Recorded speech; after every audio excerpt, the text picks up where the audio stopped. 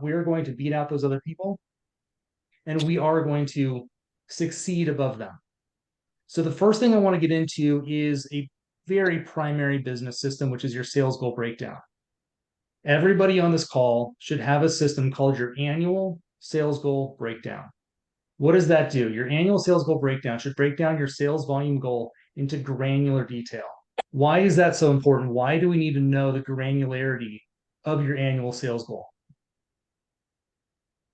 Because it's hard to Now is reach a when you goal. yeah, it's hard to reach a Reach goal a if you don't goal know, if you right? don't know how to take the small steps to get there. Absolutely. And with that being said, there's a lot of other primary business systems that are predicated on that knowledge. You can't build a marketing plan without it. You can't build your lead tracking and your pipeline targets without it. So a lot of primary systems that make up your Oh no. Are we frozen? oh, sorry, that was okay. Okay, you're frozen for a sec. So we were just talking about primary systems and marketing systems all being based on breaking your goal down. Yes. And so I want to break this down for you so you guys know what is entailed in building this out for yourselves. Your annual sales goal breakdown should start with your sales volume, gross sales volume, average sales price. That should kick out your total units sold. What? That's simple, right? Easy stuff. From there, you want to reverse engineer it. How many leads do you need per month? And how many leads are going to convert to how many buyer or seller appointments? How many buyer seller appointments do you need to convert to active buyers and sellers you're actively working with, people who have hired you? How many active buyers and sellers do you need to actually close and complete a transaction? And then what's the sales volume for that? You should know that per month, per quarter, per half year, and per year. Without that information, again, it really handicaps you in building out some of these other systems and processes. So show of hands, how many of you have a system like this where you know all the way down to leads per month?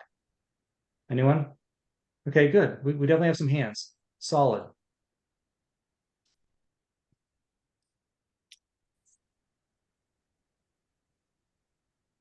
Oh, you're frozen again. Okay, you're back. Am I cutting out now? You were for a second, but you're back now. I'm the one who's cutting out. Okay. How many of you have systems like this in place in your business that you're tracking your leads against your target, appointments against your target, active buyers and sellers against your target? How many of you have systems in place for this? Okay, good. A good amount of you do.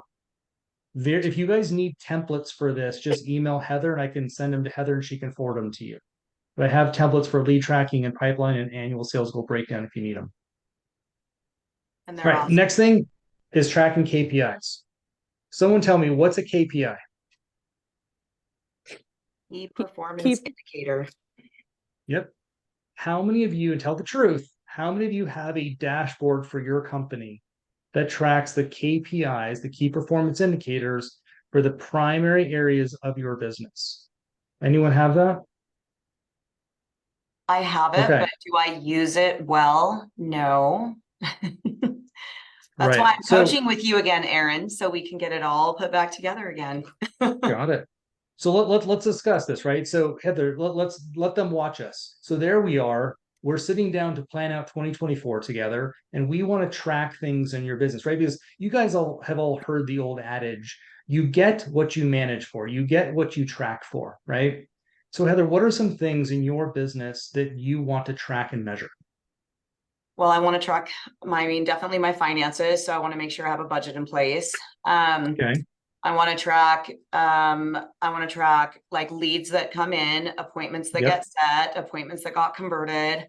Yep. I want to track like all of our marketing efforts, how many touches we're going to make to our clients, what those touches are going to be, when they're going to happen.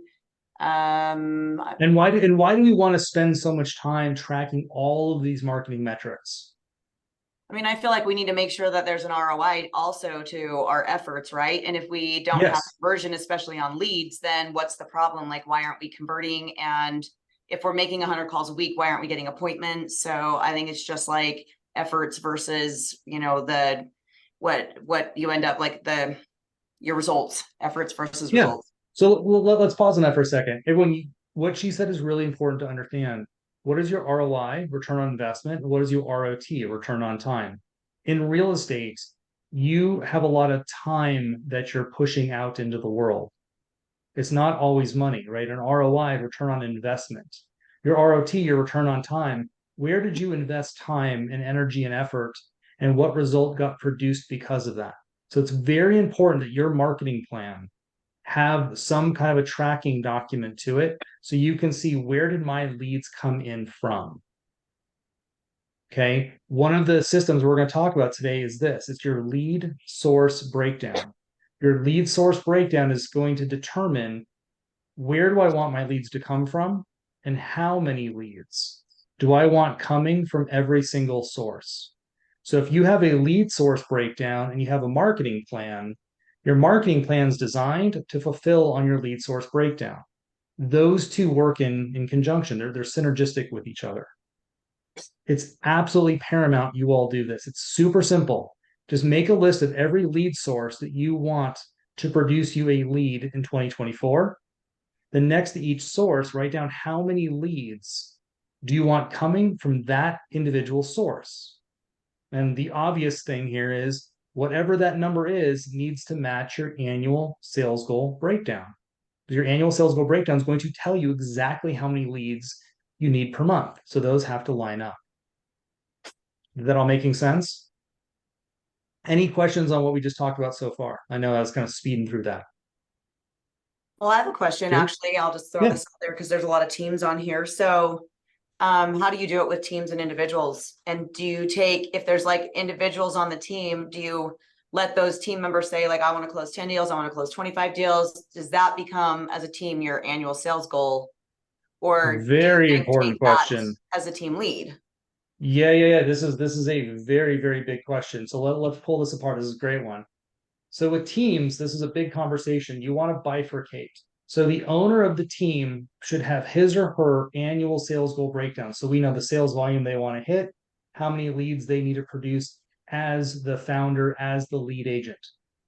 On the team side, each agent should have their individualized annual sales goal, and they should know, yes, where their leads and how many leads they need to procure. So usually in a company, I have 3 tiers. Here's the owner's sales goal, here's the team's sales goal, and that totals for the company sales goal. So once we have the company sales goal, you got to go back to your team and have them really figure out, do they know their sales volume goal for the year? And have they figured out how many leads they need and where those leads are going to come from? Big caveat. If you're a team lead who gives leads to your team, that cannot, and I repeat, cannot be worked into their numbers. Their sales goals should be their procuring of business. Any business the owner passes along to the team is gravy or cherry on top. That should not be something that is guaranteed or anticipated from the team. Because if not, they're going to rely way too heavily on you, and their production is going to suffer, especially in the market like this. Does that make sense? Yep. As an owner, if you want on your side of the fence, again, this is private and the team would never know this, you can say, I'm going to procure this much business that I'm going to retain, and this is the amount of business that I'm going to send over to the team. You can absolutely have a plan and a strategy around that if you're someone who produces a lot of lead flow.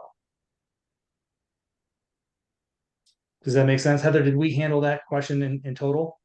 Yeah, definitely. And I mean, I think that comes up, I think, for me sometimes, because it's like, if I know I want to hit 150 transactions and their numbers don't correlate with like what I'm looking at as my goal, then I need to bring on more agents on the team, right? Because you've got to average out like how many deals someone's really going to do a year. So yeah, a question your answer. I think Heather knows the answer. So Heather, try not to answer this one. Does anyone know how much money we should be expecting our team to make us? There is a very specific number that tells us how much we need the team to produce for us as a bare minimum? Anyone know what that is or how to figure that out? I think I know. Yeah, please. It's the amount that keeps the company, all the company's expenses. We have a winner.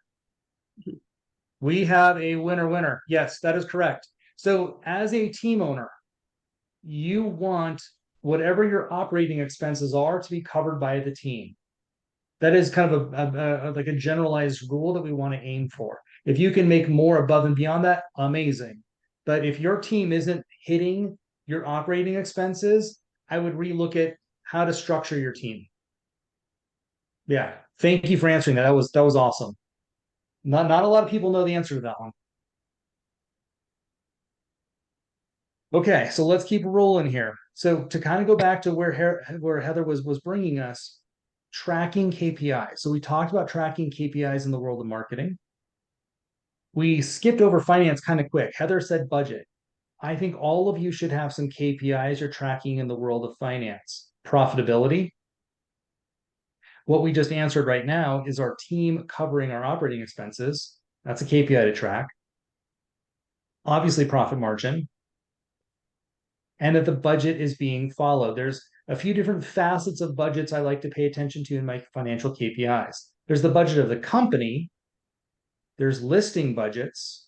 For most of my clients, I make them have a listing budget for a small deal, a medium-sized deal, and a large deal. And marketing budget. Are we hitting our marketing budget?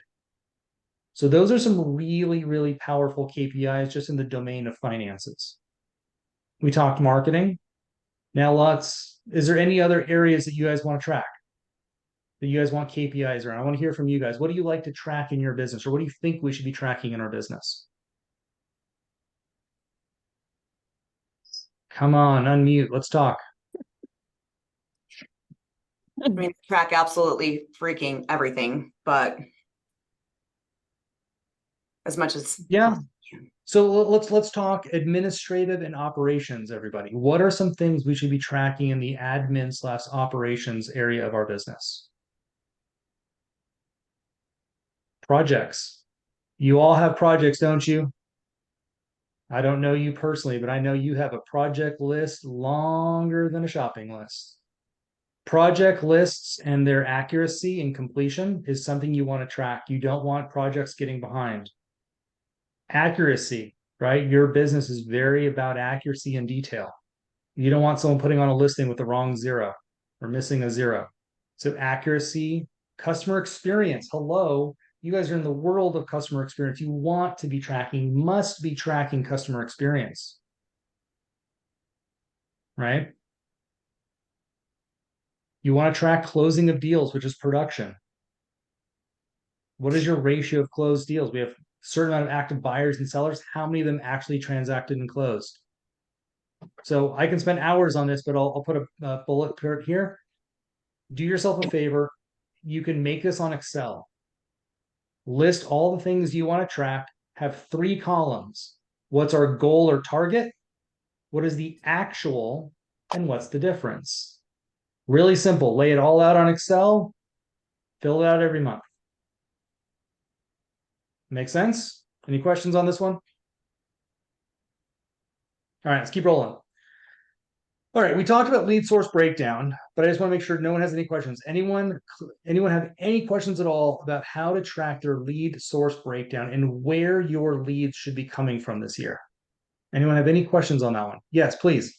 Ed. So the part that I'm having that breakdown on, I'm keeping track of every lead. I'm keeping track of how many of those leads get converted.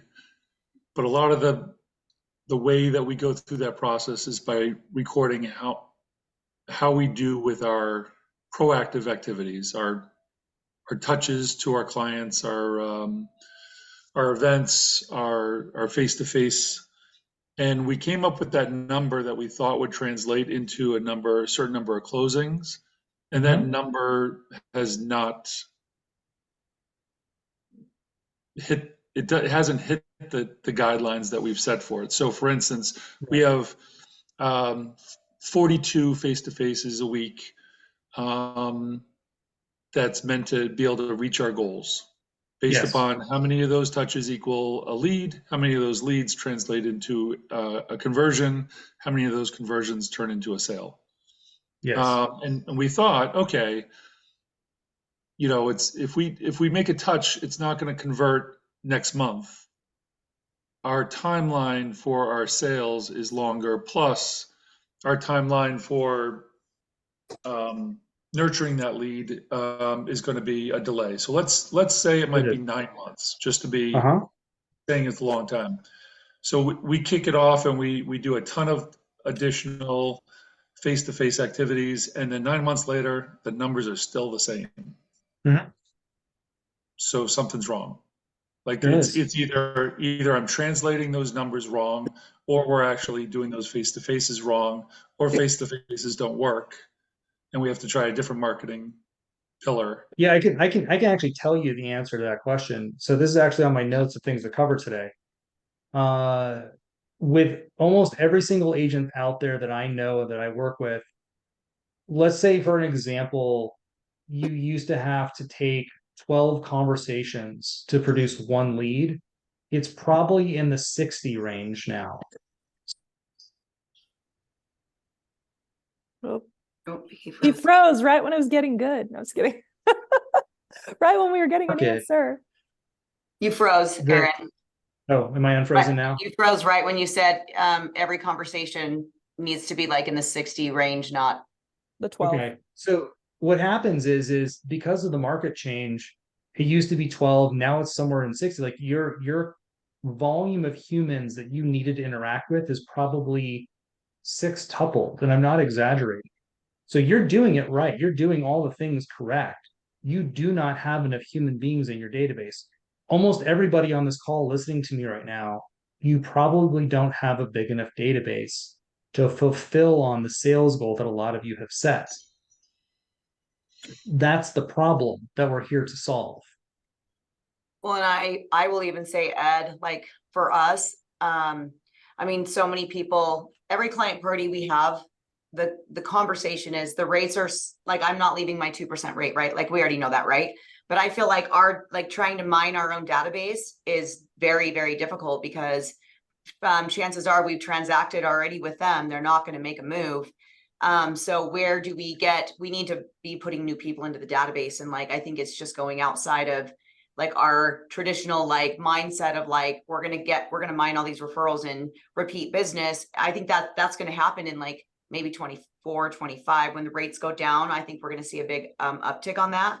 But like, we've had to get like really beef up our out-of-state agent marketing, just other lead sources, because it's super difficult to get anybody in our database to transact unless like first-time home buyers, like, well, I'm just going to say first-time home buyers. I think, I mean, I think a lot of us work with David Sidoni, but they're the ones that like, they don't care about the rate. They just care about the payment. And so a lot of our clients this year have been first-time home buyers. So, we put a lot of emphasis in face-to-face meetings with them, just getting people off the fence. And like we went to Darren Hardy, Tommy was there. It was awesome. But Darren talked a lot about, we can't, like, in our marketing message, we typically say like, this is why you should do something. And he's like, you need to show people what the consequences if they don't do it. Right. So like, if they wait for 12 months from now and the rates drop down to 5% and we go back into the, multiple offer market that we were in, like in 2021, a lot of buyers today won't be buyers then. They won't be able to compete, right? So we've gotten people off the fence just because of that dialogue with them and showing them like the consequences of waiting. So I think like we just had to get really creative to keep our numbers up, because the traditional like Popeyes and the people that like, they're not moving, they're not leaving their houses. Yeah. So let's get specific, right? Let's get specific here. So Ed, to use you as an example, where do you think you're going to have to diversify your marketing strategy to make up these numbers? Because none of us can add 200-300 people in our database in a year. Not easily anyway. So what are the strategies you think? Well, with 25 years in the business, I do think that there's a lot of untapped people in the database there, but I think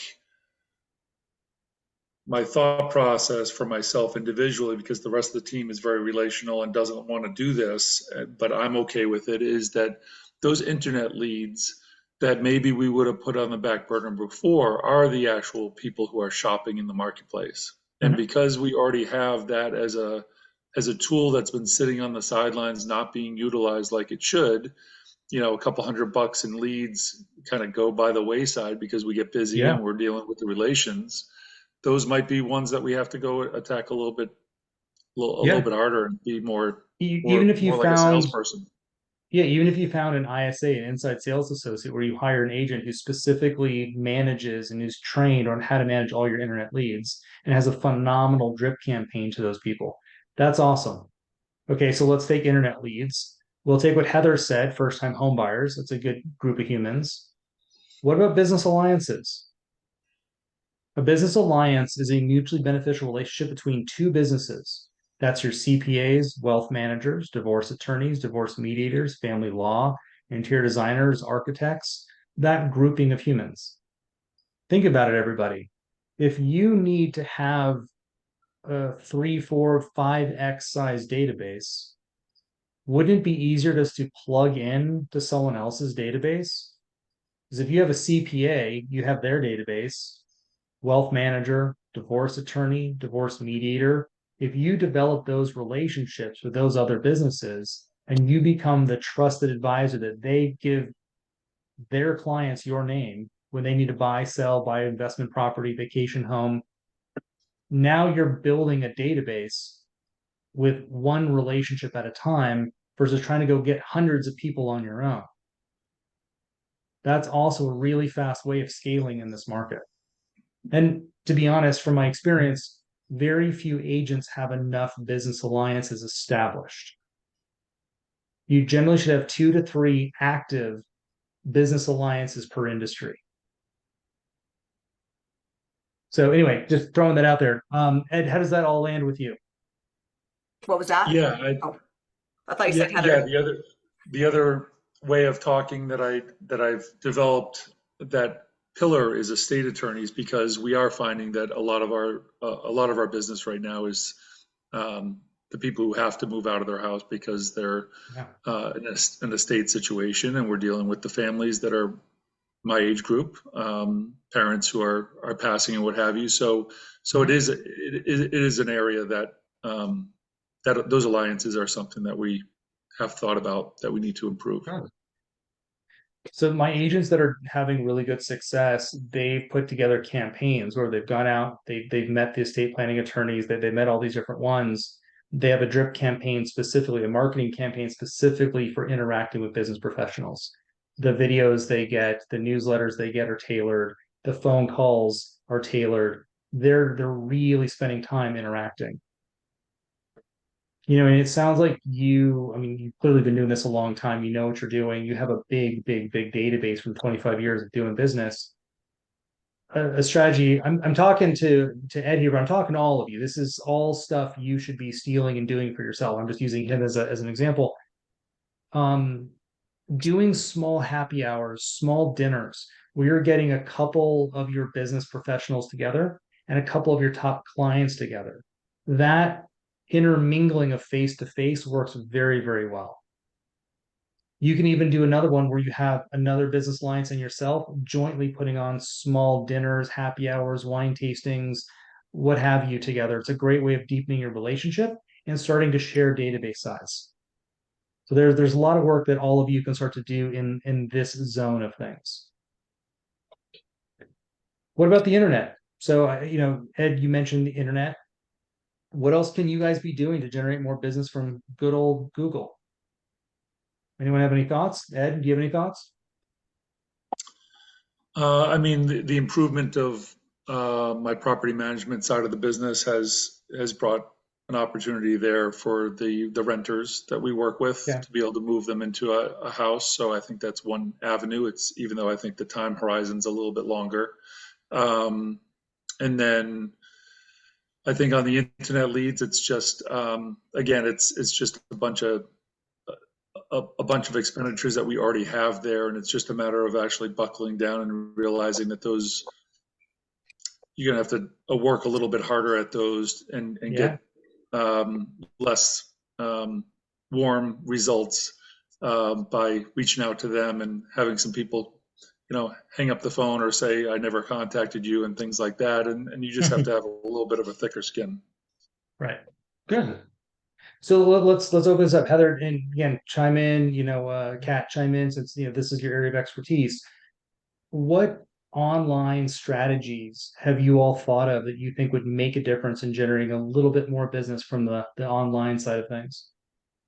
I think a lot of agents ignore their Google profile and don't have a focused effort towards getting Google reviews, which can really impact a lot of areas of whether you're getting a referral and someone's looking you up online, or someone's Googling real estate agent in your hometown, and you're not going to pull up because you don't have any or very many reviews at all. So I think that's something that people kind of do haphazardly, but don't have an actual strategy for continuing to generate reviews on a monthly basis. I couldn't agree more. What system do you recommend people put in place to help them do this? So there's a couple different options. There's different platforms like GatherUp and Birdeye and stuff where you can automate that process, where you put someone's name and phone number into a drip campaign, and it's going to drip out notifications, whether it's an email, please leave us a review, or a text message. Some of those platforms can be a little pricey. So I've also had people just kind of build out their own drip campaigns internally and have someone like a transaction manager have a checklist, where that's part of the process when closing a transaction. That's what we That's do. amazing. Yeah.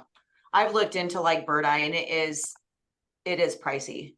I think it's amazing. I think it's a great platform, but it is pricey. But I will say, I don't know if you guys have, if you do put emphasis on that, but the power of the leads you can get off the reviews is huge. I've gotten some of my biggest price point buyers because they just Googled real estate agent and they looked at my reviews. They emailed me, 3 other agents. No one got back to them but me. And I get quite a bit from Google. So I've closed a lot of deals just because I have reviews. So I think it's important to have an ongoing, even if you did a couple times a year, a big campaign, you give away a Traeger, something like that. I mean, if you get 50 reviews out of that, that's a win. Oh, it's gold. Yeah. It's gold.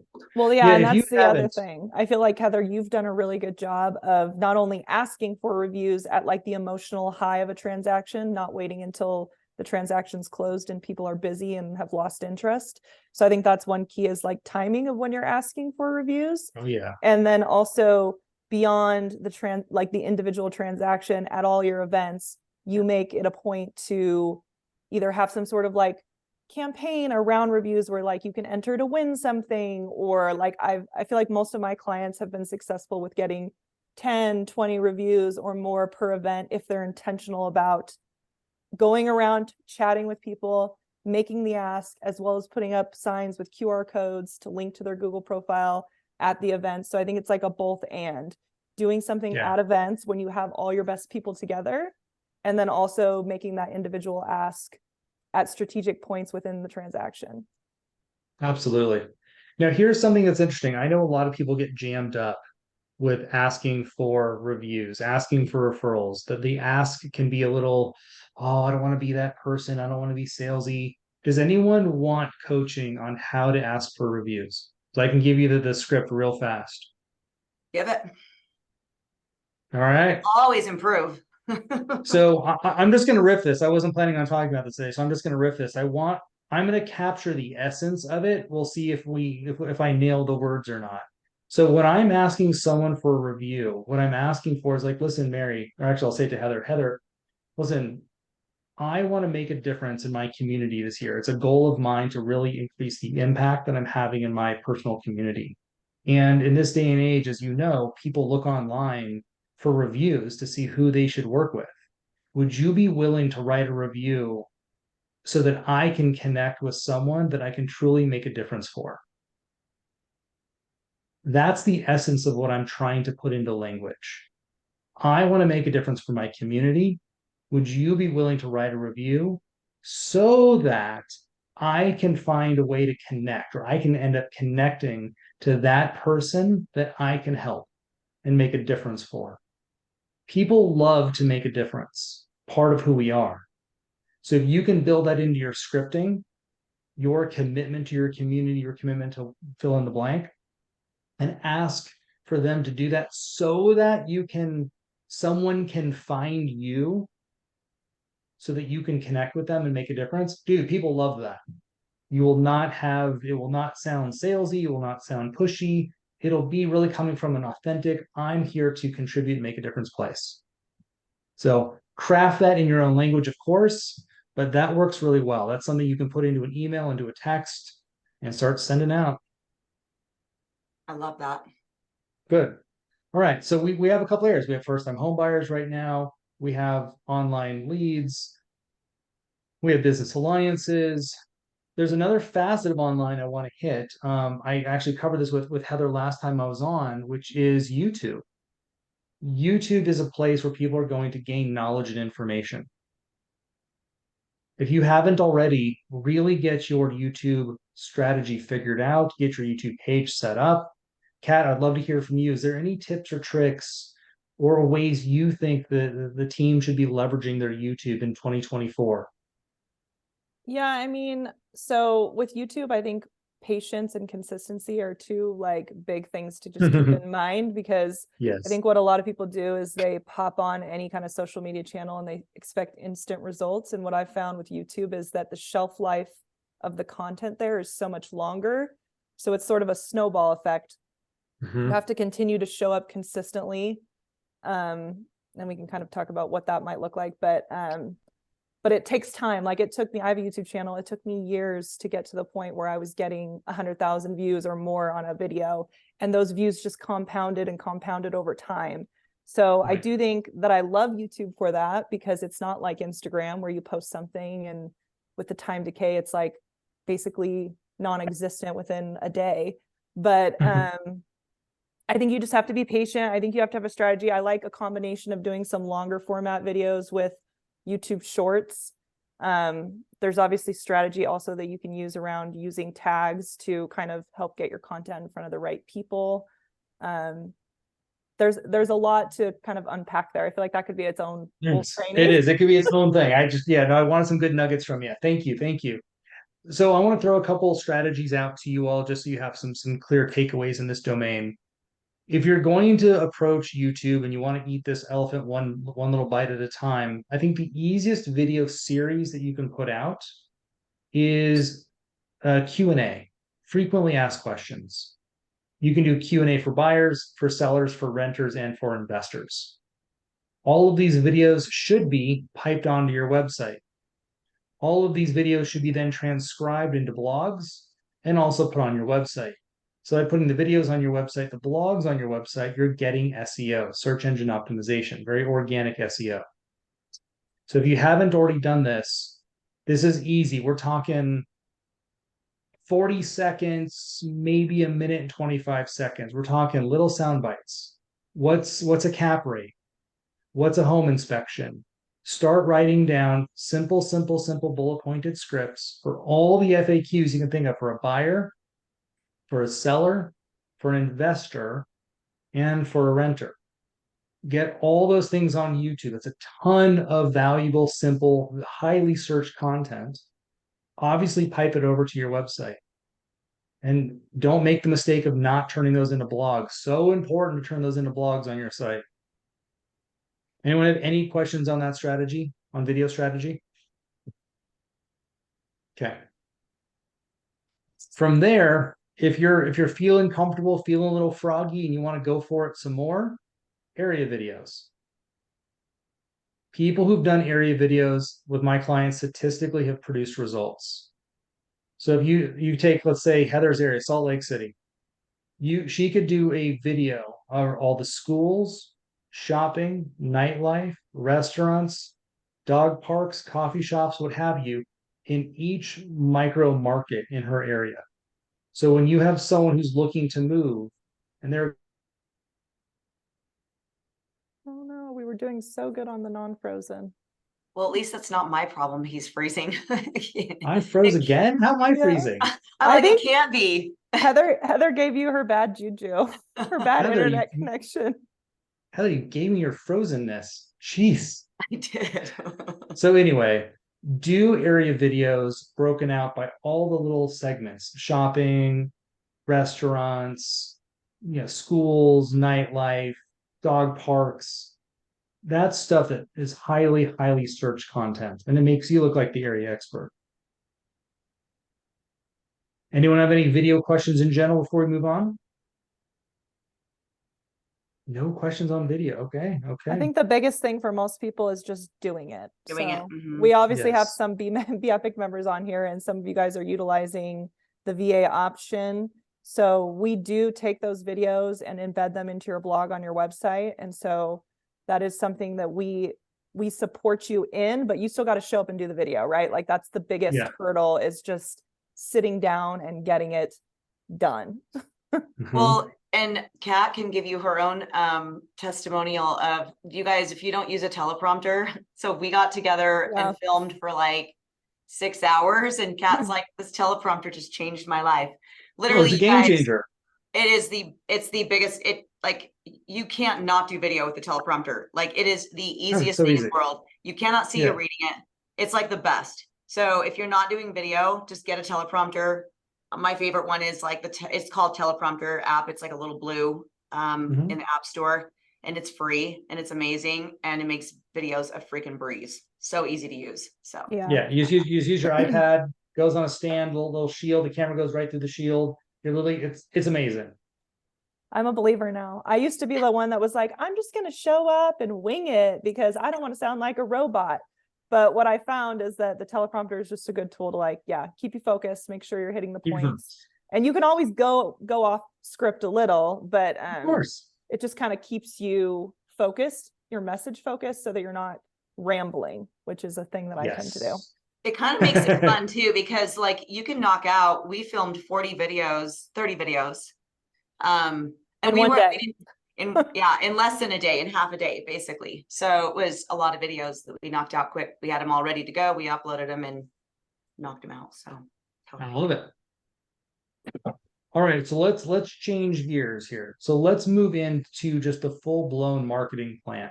So we've already established we need more people. Our marketing strategy must evolve with this challenging market. So I want to open up the phone lines. Heather, I want you in this. Kat, I want you in this.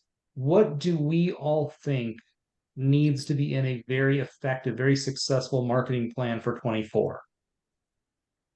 number one, consistency. So Okay. yeah, I mean, that's the first and the last, right? If you're going to do it, then make sure you've got a marketing plan and you've got it written out for your 12 months so that you get it done. But I mean, obviously I can speak to Be Epic, but I can speak to what outside of Be Epic, I can speak to how I've marketed my business for 12 years. And I do a direct mail piece. So that's our monthly postcard. I actually send out 2 newsletters a month to my database. So I do a general newsletter, and then I do what's called a one subject newsletter. So it's just going to be a one topic, and typically that's going to be a video. So, you might want to give a market update on a one subject, or, I mean, you have one subject for December could be like happy holidays from our team, it can be anything. So, and then just a social media plan so that you're staying relevant on social media. And then I think it's important to have a blog on your website I think that increases and helps your SEO. Yep. And what we do with Be Epic is our blog links back to our website. And so we multi-purpose that as well. I mean, client parties obviously is a huge thing on the marketing plan. And what am I missing? Kat, what did I forget? Did I forget anything? I think I covered it all. Well, here, Well, you told me you're doubling down on video next year, that you're going have to double all down on in video. on video. We need to. So Well, I would So- even say with the doubling down on video, you guys, what we just did is we hired a videographer. We scripted out our stuff. We sat for half a day. We filmed all the videos, and that's essentially what I'm going to do for my own business. So I just knock it out in one day. So it's not like, oh, I got to get this video done this month, and then, things happen and I never get to it. So it might be, I mean, I think for us, it's a good use of funds just to say, I'm going to take a couple grand and I'm going to pay someone to edit, to film and edit and produce 30, 40 videos, however many you want to do, but then you're done. So I agree. Yeah. All right, so let's roll back and unpack this. You said some really brilliant things, and I want to drive down for effectiveness. Remember, everybody, we're probably not going to tell you something you've never heard of before. Right now, it's the little tweaks. That's where mastery is. When you're working with an Olympic athlete, they're not learning how to long jump. They know how to do that. You're looking at little tiny changes that are going to make the difference in millimeters, which makes the difference in winning. So if we roll back to what Heather said, let's take all her email marketing. When you all are doing email marketing, ask yourself, what's my strategy? How much of what I'm saying is real estate related? Because it shouldn't be that much. If you want to be effective and stand apart from your competition, you have to have a very intelligent strategy that has your brand pillars worked into it. A really successful brand has diversity in its brand. So if you're just talking real estate, real estate, real estate, your stuff is going to land on deaf ears. Your brand needs to have diversity in which it's going to penetrate the noise and actually land for your target consumer. So ask yourself, what are my brand pillars? Yes, real estate is one of several brand pillars. Community can be a brand pillar. Interior design and architecture can be a brand pillar. You know, charity, nonprofit work can be a brand pillar. Lifestyle, food, restaurants, whatever, that can be a brand pillar. Each one of you needs to design somewhere between 3 and 6 brand pillars that make up your business's brand. Your brand pillars is what drives your content strategy. So if I was to pull up anyone's social media on this call, I should be able to see over the last couple of weeks every single brand pillar that your brand stands for present in your social media. If it's gym selfies and open houses, no, that is not an engaging social media strategy. That's not going to be an engaging newsletter that you're going to send me. One of the largest mistakes I'm seeing right now in the market, people need more business. So what are they doing? They're talking about real estate more and more and more, and they're just numbing their database.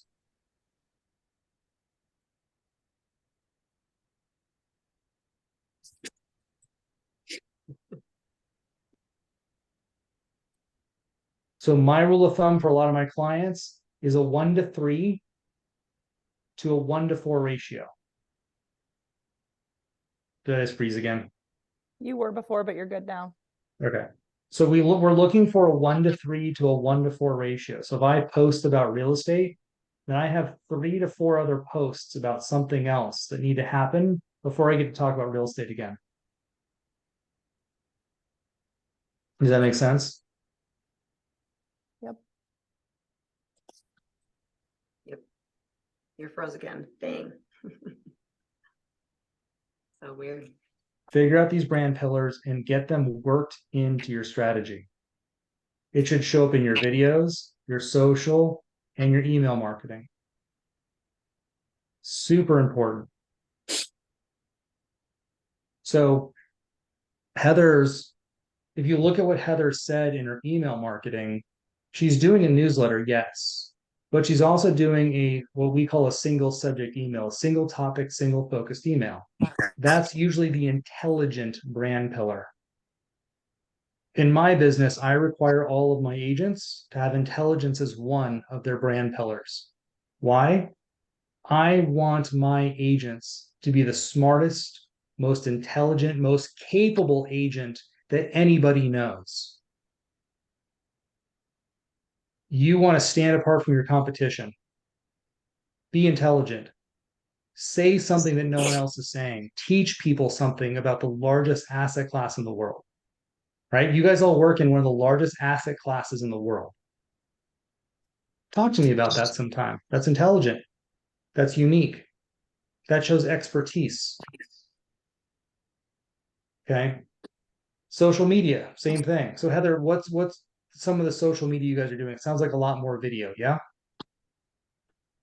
We're doing a couple of videos a month. Our social is definitely speckled with, it's tips and tricks, and Kat can speak to it more. I don't put it together. You do more so than I do. So I'll let you talk on that. Yeah, I mean, I think it's about like having a strategy that, like you said, knowing what your brand pillars are, a lot of times that comes from like your core values and what you're focused on as a business. So like, Mhm. what do you stand for? What are you passionate about? And then how can you translate that into something that will create a connection with clients? And then from there, baking that into your content mix. But I mean, we usually try to do as much personalized as possible. So like, for example, if you're a Be Epic person, like you have kind of a templated post, but then like, how can we like overlay that with an image of you or your team or something you're doing out in the world? So the more like personalized you can make it, I think the better. That's going to help you stand out. Putting your face on as many things is also good. I mean, I just know that whenever I do something with a face of a human that I recognize, or that is recognizable by your clients, it's going to get more engagement. Video is another thing that we're doing. We do a lot of like the local kind of lifestyle stuff.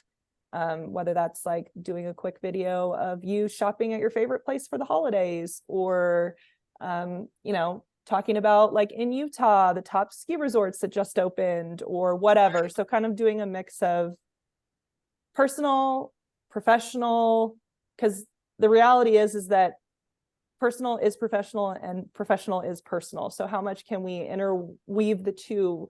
I think that's what creates impact is, yes, you're a business, yes, you're a brand, but people are going to connect with you as an individual. So how can you kind of shine a light on that as much as possible and also show your perspective when it comes to these different topics? Because people are looking to you for expertise on something like interest rates.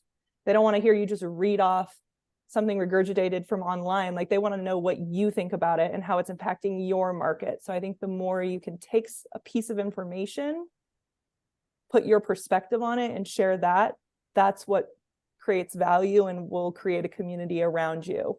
So that's what I'm trying to encourage my clients to do, is to actually share their perspective. I love that. That's great. All right, so everyone promise you're gonna get your brand pillars written down and baked into your marketing strategy for 24. Diverse marketing strategy. That's what we need. All right, so I want to just kind of sum this up really quick, just so we have it all nice and balled up. Your sales goal is going to tell us how many leads we need per month. Once we know how many leads we need per month, we're going to go to our lead source breakdown, figure out exactly what sources are going to produce leads and how many leads we need coming from each source. Once we know how many leads and from what sources, you're going to build the marketing plan. The marketing plan is designed to fulfill on those sources of leads and bring you that volume per lead source. Once the marketing plan's built, you're in conjunction with that, you're going to be working on your brand pillars, right? You're going to know exactly what my brand stands for so that that content strategy can get baked into those actions that the marketing plan is going to tell you to take. So there we are. We're following our marketing plan. The brand strategy is baked into that. That consistency is what Heather brought up. That's so important, right? Everything else I said today is easy stuff. We can all do that. We can do that in our sleep. Now it's down to the final step, consistency. We all need structure. We all do. Get structure. I've had a business coach since I was 21 years old.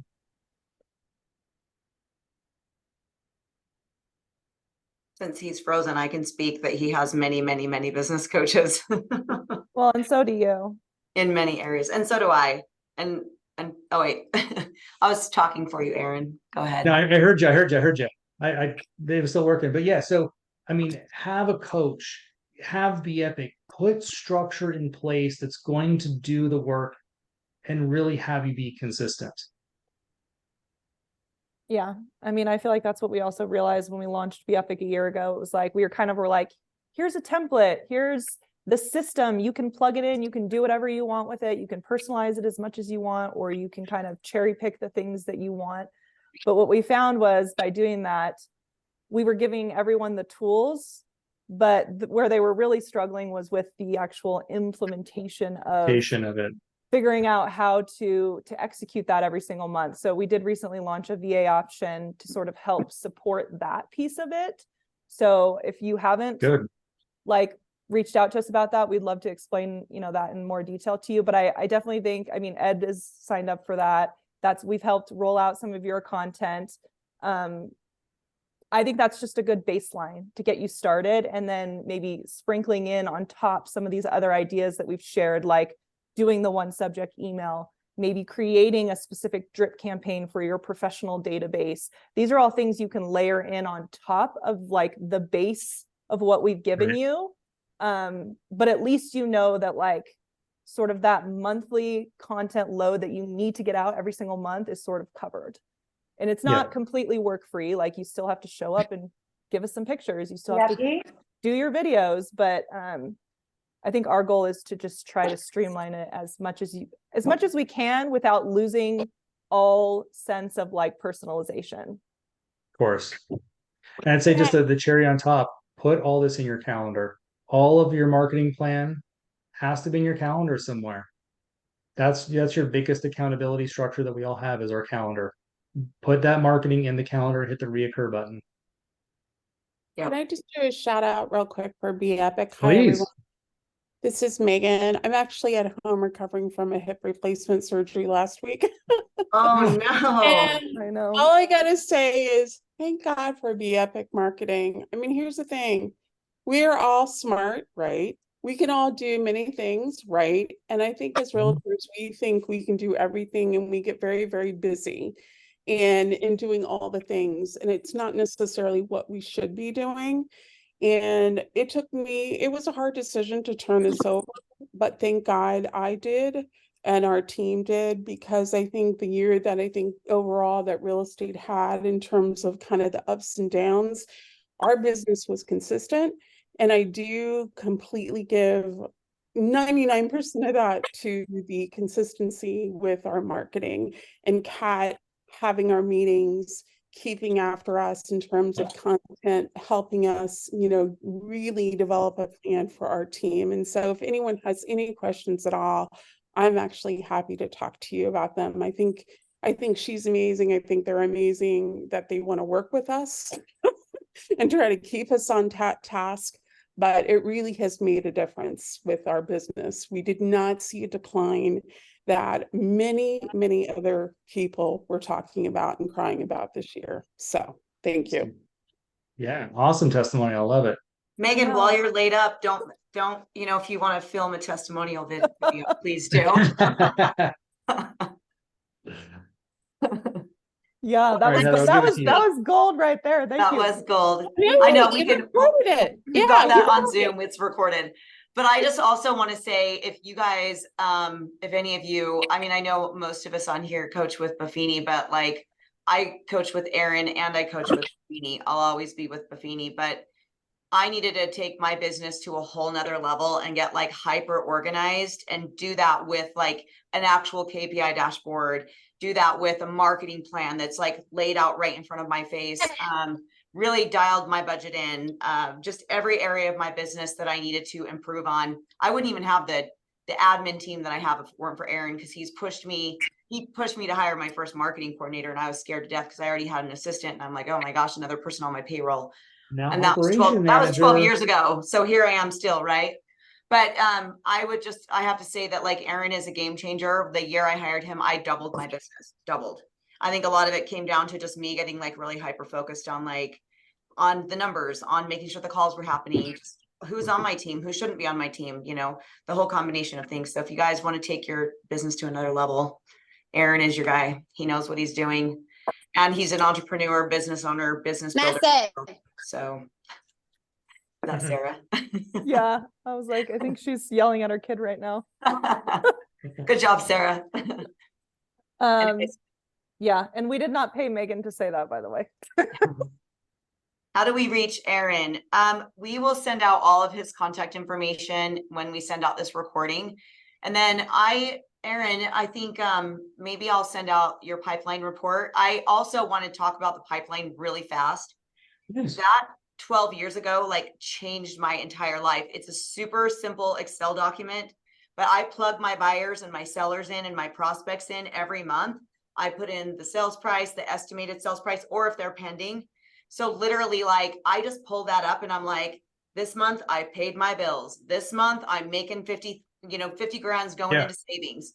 And I could not do my business like I have a budget and I follow that really well, but this is just, just what's coming into the business. So the pipeline, like I can't live without it. My assistant has to send it to me every Friday updated. So if somebody comes out of contract, they go off and we put them into a different month.